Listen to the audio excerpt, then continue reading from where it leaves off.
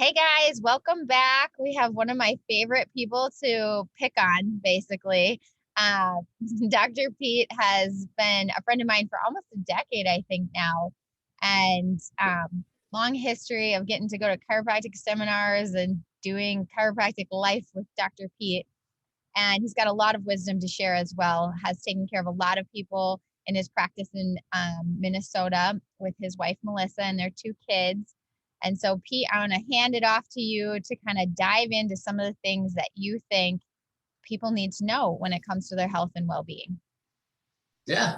As Lona said, I worked for Lona back when I was an undergraduate, had the privilege of working for her. She had the privilege of working with me on that. She taught me a lot for this too. And I think Lona was someone who really brought me from, dipping my toes in the water of chiropractic and natural health and innate intelligence and all of this stuff that at the time I had this much knowledge of, but has really expanded over that time. And obviously Lona's, done a lot of work in this field too. So, I think one of the biggest things too is, when we talk about innate intelligence, you'll hear it defined a lot of different ways, right? There's like the traditional definition of it that you find in some of Stevenson's work. And then we get into, how we listen to ourselves innately.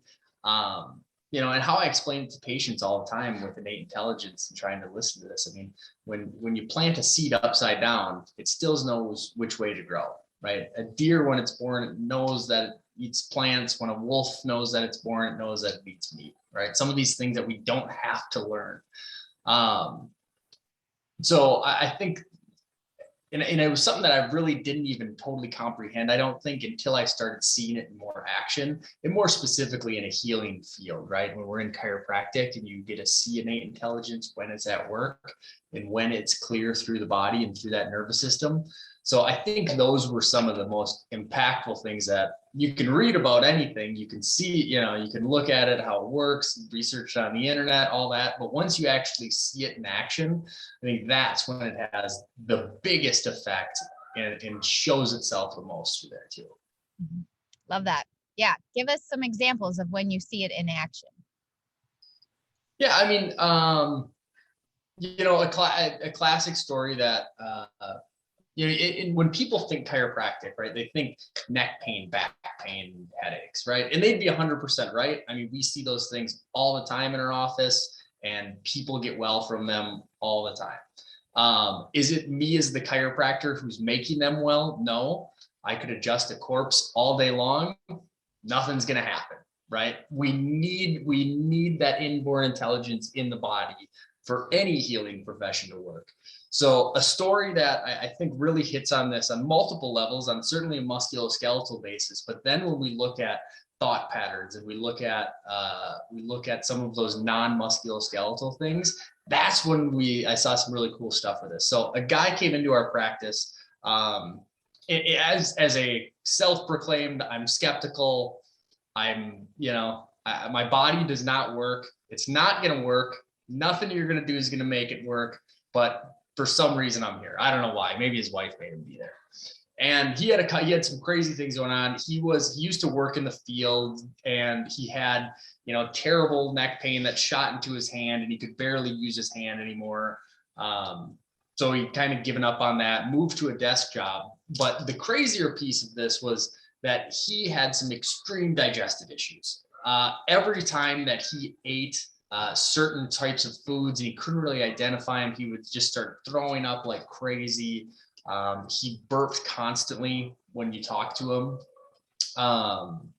And he moved from the field job into an at-home job and still burping constantly throughout conversation. So try to be the guy in a meeting who's burping constantly, or he had to travel a lot for work. Try being the guy in the plane who's got to burp constantly, right? No one wants to sit next to that guy.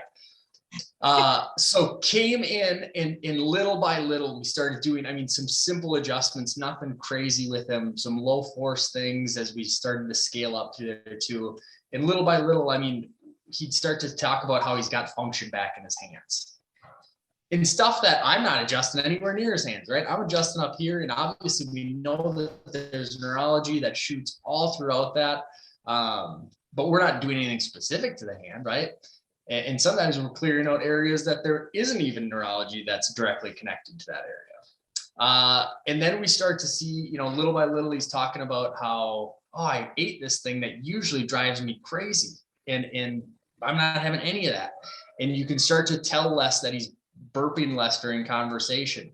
It's one of those things that usually when we're in the office too, one of the things that often people talk about is pain scales, right? When you're talking musculoskeletal things, how much does something hurt? With him, we were talking, how much are you burping in a conversation? So a little different scale of how we measure that, but something that we just kept seeing clear up more and more, to eventually now, he got to the point where he said, you have no idea what it's like to wake up in the middle of the night, take a drink of water, and not have to go throw up instantly in the bathroom. So I think some of these stories past the musculoskeletal world that can get into more of the function world, and you can see that throughout the body, because then he gets to the point too where he says, my dad died young, my grandpa died young. At this rate, I'm going to die young. So I don't want to have any kids, because why would I? I don't want to put him in that position. To where now, the guy is healthy. He's, again, digestion's clear. His hand is, working at 100% here. He's got, I think, 1 kid, 2 kids now through here too. So you can start to see how these little things of listening to your body he didn't know why he was there at the start, right?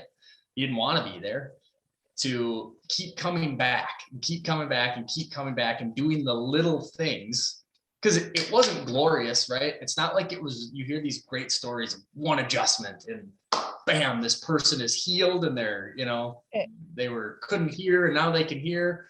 It wasn't that. And most of the times with anything that's good for our health is not one big miraculous thing, right? Yes. When you go work out, at the start of it to the end of it, you pretty much look the exact same, right? You look at day 1 though versus day 100, now we're looking like a different person. But it's, some of it with health is not sexy. It's not like this cool, huge one event.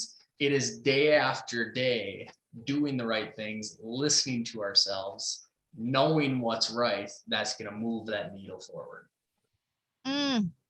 Those are some gems.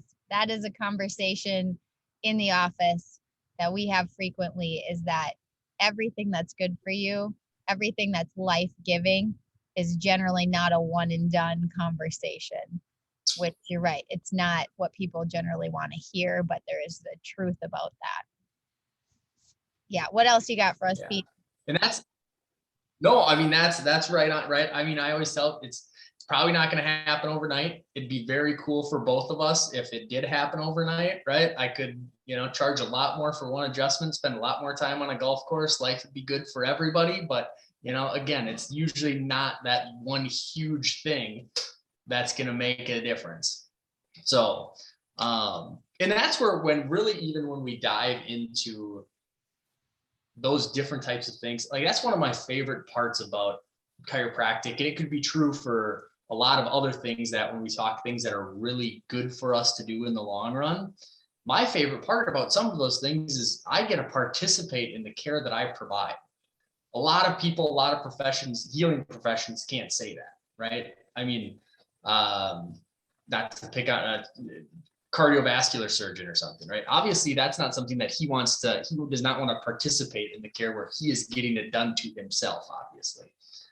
But for me, it's great because I'm getting adjusted whether I feel lousy or whether I feel great.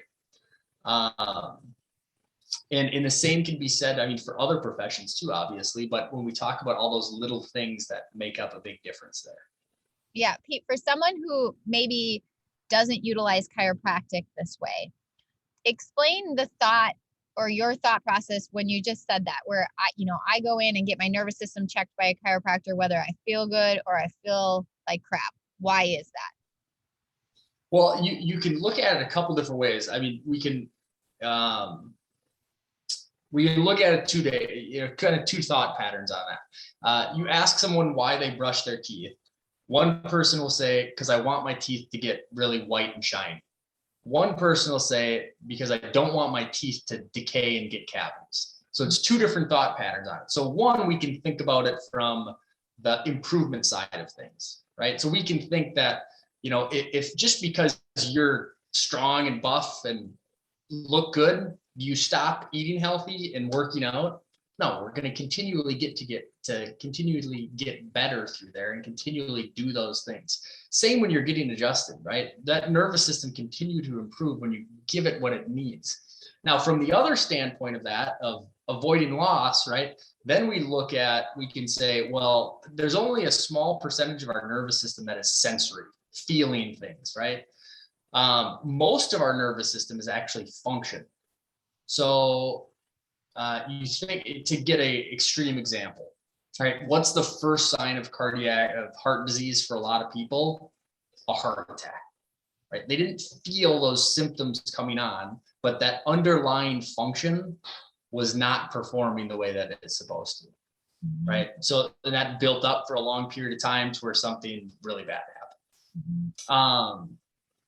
So when we talk function versus feeling, I want to worry about that major percentage of my neurology, of my nervous system, that is function related, and not this basing my entire health off of just what is the sensory piece. What am I feeling? Right? No health organization in the world defines health as, hey, you feel good. They took out, I forget which order, I think it was a WHO a while ago, where they added something along the lines of, and I'm misquoting it, but health is not just the absence of disease or infirmity, right? It's the state of the body. It's the function of the body that's going to determine our health. Yeah.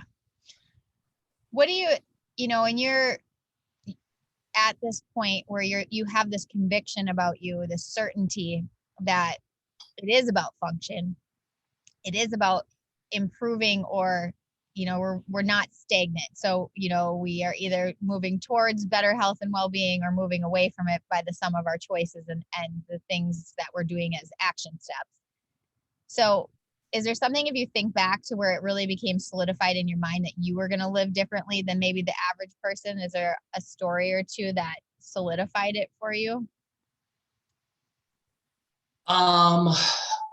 And here's where we can get back to listening to that voice in your head, that whether you want to call it innate or, thought pattern, whatever you want to call it, with that too. I think in some way was drawn to that world, right? When you start doing the right things for your health, you want to keep doing the right things. It's a lot harder, whatever pattern that's in, right? So it's tough if you're eating right, you're working out, you're getting adjusted, you're doing all the right things. That's a good pattern to happen.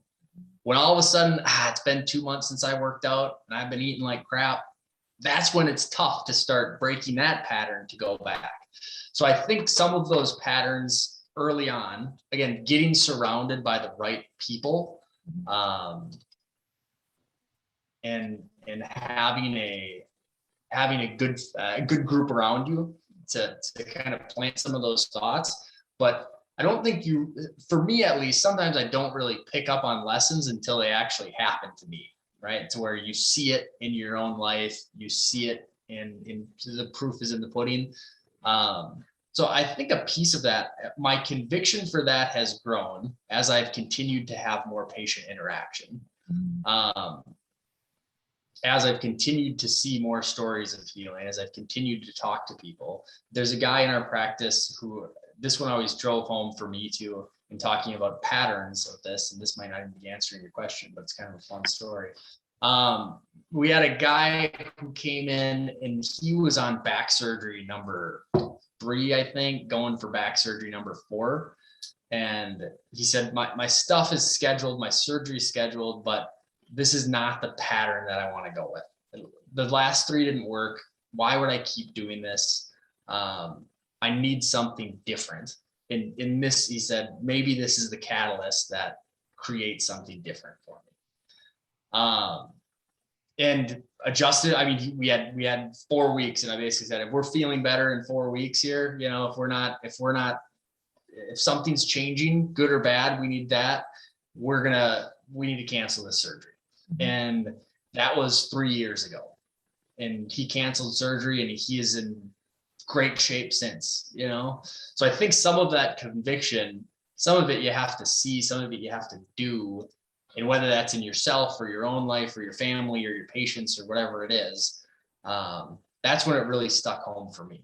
Because we've talked about, I mean, right, we've talked about some of this stuff for a long time before I was really involved with it, right? Because when you're 21, whatever, you can take a hit and you can keep going pretty easily with that too. So your body's pretty resilient at that. But when you start to see that on the other end, then, you know, stuff gets real fast.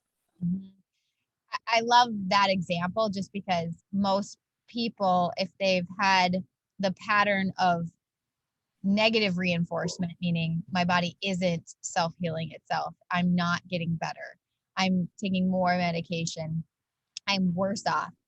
That man had courage to at least look at another option and then follow you, which was being an advocate for himself to find some other way to break his pattern.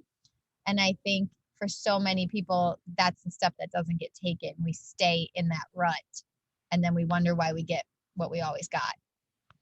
Oh, 1,000%.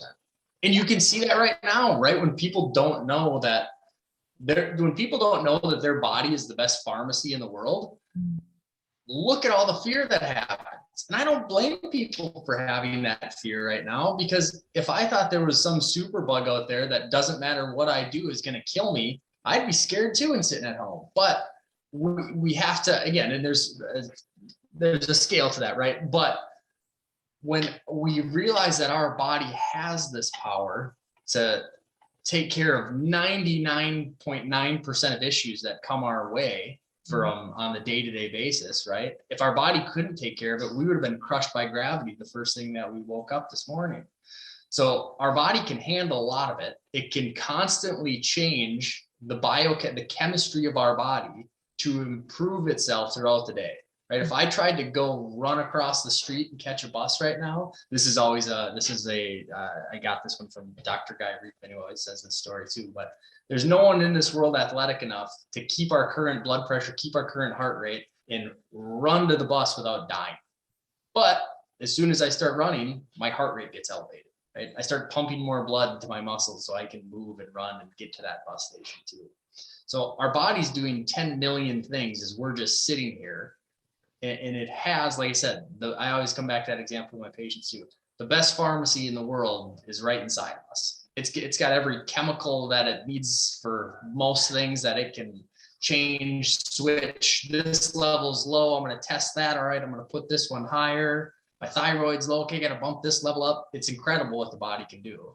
And that's one that people just don't, I think a lot of people don't know that, because like you said, where are they going to find that out from a lot of things? Mm-hmm. Most people are learning that we're sick and we're dying, and if we're not taking an aspirin to fix it, then we're just going to keep being sick and dying. Mm-hmm. Yeah, courage to find someone that will help advocate for yourself is a big part of healing. You said this earlier, that, it's like accumulation of good choices. And I'm sure you recognize this, but a lot of times I find that when people start in my office and they maybe aren't making super great choices, but adjustments they stick with, and they're starting to get some repetition of their nervous system is changing, their body, their tone is starting to change. And all of a sudden, the next time we have a reeval, we hear, oh, I'm working on cleaning up my diet now, or I've made a new decision and I'm going to change my job. It's like all of a sudden there starts to get to be more momentum into I'm going to make some of these other decisions that maybe I hadn't been making, that will lead to more well-being as well. Oh, yeah, absolutely right. Absolutely. And that's when you start getting a clear nervous system, start getting a clear mind, you're going to make a lot of good decisions off of that basis, and that, I don't even know if this is related, but another one that we use all the time too is people think, oh, once I go to the chiropractor, I've got to keep going, right? Our spine, our body requires more adjustments. Well, it doesn't really require more adjustments, but when you start having that clear nervous system, when you start feeling good too, right? You want to keep doing whatever that is, right? It's like, again, I keep going back to eating and working out. When you eat really healthy for a long time, you want to keep eating healthy because you realize how good it makes you feel. versus now I have something that's terrible for me and I feel bad again. So yeah, again, a long kind of, so sort of along your point there with that too, with that. And Pete, I would be willing to bet, just like myself, if someone after listening to this wanted to have you help them find a good chiropractor in their area, you would be willing to help them do that, correct? Oh yeah, absolutely. Absolutely.